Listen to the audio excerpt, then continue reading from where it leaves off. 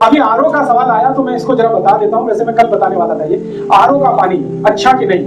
मैं आपको पानी के बारे में जानकारी दे दूं मोटी सी 2-3 मिनट में। वो ये कि आयुर्वेद जो कहता है सबसे अच्छा पानी है बारिश का पीने के लिए, जिसको अमृत कहा गया। तो आप कुछ अगर ऐसी व्यवस्था कर सकें कि बारिश का पानी इकट्ठा करें और उसको साल भर पिए तो आपसे ज्यादा सुखी कोई नहीं दुनिया। आप बोलेंगे कैसे कर सकते हैं? बहुत आसान है। आपकी जो छत है ना, उस छत को तो आपने सबने सीमेंटेड कराया ही हुआ है। छत में से जो पानी गिर रहा है किसी पाइप में होते हुए, इस पाइप को आप आपके बोर में लगा दीजिए। अगर बोर है तो, बोर नहीं है तो वो पाइप को किसी टैंक बना के उसमें डाल दीजिए, अंडरग्राउंड टैंक बना दीजिए आपके घर में, और उसमें पूरा पानी डाल दीजिए। बारिश के पानी में कोई एक्सपायरी डेट नहीं है, इसको ध्यान रखिए। बारिश के पानी की कोई एक्सपायरी डेट नहीं। अगर अंडरग्राउंड टैंक में आपने कलेक्ट कर लिया तो साल भर, 2 साल, 3 साल आप पी सकते हैं, कोई तकलीफ नहीं आएगी। राजस्थान में गांव के हर घर में टैंक रहता है और 5 इंच बारिश होती है, वो एक बूंद पानी इकट्ठा करते हैं, उसी को साल भर पीते हैं। जॉन्डिस की बीमारी उस एरिया में कभी नहीं होती क्योंकि बारिश का पानी पीते हैं। तो बारिश का पानी आपके लिए सबसे अच्छा, जैसे भी हो आप इकट्ठा करिए। दूसरा पानी जो सबसे अच्छा माना जाता है वो नदियों से आने वाला, जो नदियां ग्लेशियर्स के साथ जुड़ी हुई, जैसे गंगा नदी है, ये सीधे ग्लेशियर से आती है। ग्लेशियर की बर्फ है वो पिघलती है, मेल्ट होती है, फिर उसका पानी नदी में आता है। तो दूसरा सबसे अच्छा पानी है उन नदियों का जो ग्लेशियर से आती है, पहाड़ों से आती है। तीसरा सबसे अच्छा पानी होता है तालाबों का, जो बारिश के पानी के रूप में ही इकट्ठा होता है। और चौथा सबसे अच्छा पानी होता है वो बोर का, जो बारिश के पानी को रिचार्ज करके ही बोरिंग में आता है। और पांचवा सबसे अच्छा पानी होता है म्युनिसिपल कॉर्पोरेशन का, जो आप पीते हैं।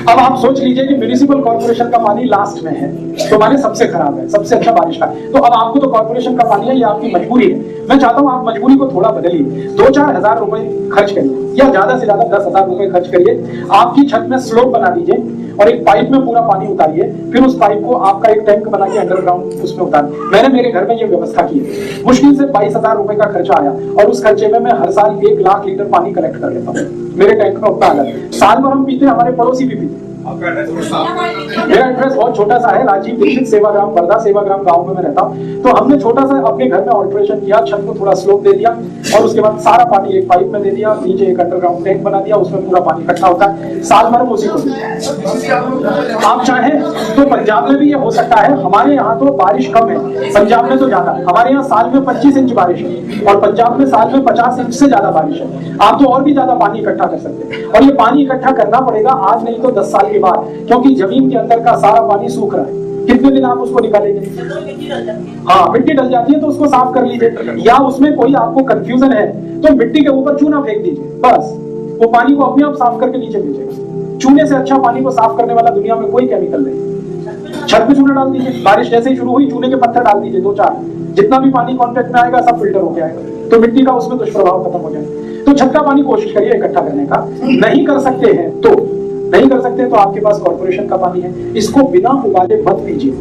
अब आप कहेंगे इस पानी को हम एरो में डालें और फिल्टर करें या उबालें और पिएं, दोनों में क्या बेहतर है? उबालना बेहतर है। क्योंकि जब एरो में आप पानी को फिल्टर करते हैं तो उसमें पानी को फिल्टर करते समय कुछ ऐसे केमिकल खत्म हो जाते हैं जो आपके शरीर को जरूरी है। तो एरो का पानी तो मजबूरी का पानी है, जब कुछ भी नहीं मिल रहा है। मुझे तो कई बार आप इसको मजाक मत कहिएगा, मैं आपको सीरियसली कहता हूँ, मैंने एरो के जितने भी ब्रांड है मार्केट में, एरो तो एक ब्रांड है, बहुत सारी वाटर प्यूरिफायर मशीन है, सबका पानी निकाल के लेबोरेटरी भेजा टेस्टिंग के लिए। सभी टेस्टिंग की एक ही रिपोर्ट है कि किसी में फास्फोरस कम हो गया, किसी में कैल्शियम कम हो गया, किसी में आयरन कम हो गया, किसी में कुछ कम हो गया, किसी में कुछ कम हो गया। फिर मैंने इन कंपनियों को चिट्ठियां लिखी कि आप बोलते हैं कि आपकी मशीन बहुत अच्छी है, पानी को प्यूरिफाई करती है। तो उसने कहा हम कब बोलते हैं? वो कहते हैं हम पानी को प्यूरिफाई करने की मशीन बनाते हैं, पानी को क्वांटिफाई करना, क्वालिटीफाई करना, इसके लिए मशीन नहीं बनाते हैं। हमें पानी की क्वालिटी को इंप्रूव करने की मशीन नहीं है हमारी पानी को प्योर करने की मशीन है। और प्योरिटी क्या है? कुछ हैवी मेटल्स है पानी के, उनको निकाल दिया हमने, पानी का टेस्ट थोड़ा चेंज हो गया, लेकिन हम ये दावा नहीं करते कि इसकी क्वालिटी इंप्रूव कर दिया। तो आपको थोड़े से भ्रमजाल में फंसा के वो अपना धंधा करते हैं। पानी की क्वालिटी मेंटेन रहती है जब पानी बॉयल करके आप पीते हैं। आपके शरीर में भगवान ने पेस्टिसाइड रिमूव करने के लिए 2 किडनी दे रखी है, 2 मशीनें हैं, उनका कब इस्तेमाल करेंगे आप? तो आप ये तो भूल जाइए, भगवान ने हमको 2 किडनी दी है, एक छोड़ के 2 दिए। मुंह तो एक ही दिया है खाने को, किडनी तो 2 दी है। वो इसी काम के लिए है कि जितना भी आप पेस्टिसाइड खा रहे हैं उसको खत्म करें या फ्लश आउट करें। तो आप उसकी चिंता मत करिए। किडनी अगर फंक्शनल है तो आपके जीवन में कोई तकलीफ नहीं। किडनी अगर फंक्शनल नहीं है तो जरूर ये सोचने की बात है। बिल्कुल नहीं, बारिश के पानी को बॉयल करने की जरूरत नहीं, वो तो भगवान का पानी है, उससे ज्यादा शुद्ध तो होता नहीं है। नहीं, कभी मत रखिए। बारिश के पानी को मिट्टी के टैंक में रखना सबसे अच्छा है। कांच की बोतल में चले। कांच जो है ना मिट्टी का ही दूसरा स्वरूप है। सिलिका को थोड़ा प्यूरिफाई करते हैं तो कांच बन जाता है। सिलिका माने मिट्टी। गुनगुना, गर्म नहीं, गुनगुना। नहीं, तांबे और सोने का कॉम्बिनेशन नहीं। आप सोने का सिक्का अलग रखिए, तांबे का अलग रखिए। सोने का सिक्का अभी डालिए इन दिनों में जब सर्दियां हैं, और तांबे का तब डालिए जब बारिश आ जाए। नहीं, रात को बॉईल किया हुआ पानी आप रख लीजिए, सुबह उठ के इसको पी लीजिए, कोई जरूरत नहीं दोबारा गर्म करने। रूम टेम्परेचर का पानी पी सकते हैं। ये सिर्फ एक ही व्यक्ति के लिए है, सुबह का पानी गरम गरम पीना, जिनको दमा है, जिनको अस्थमा है, जिनको ब्रोंकियल अस्थमा है, जिनको ट्यूबरकुलोसिस है, उनको हर समय पानी गर्म ही पीना चाहिए।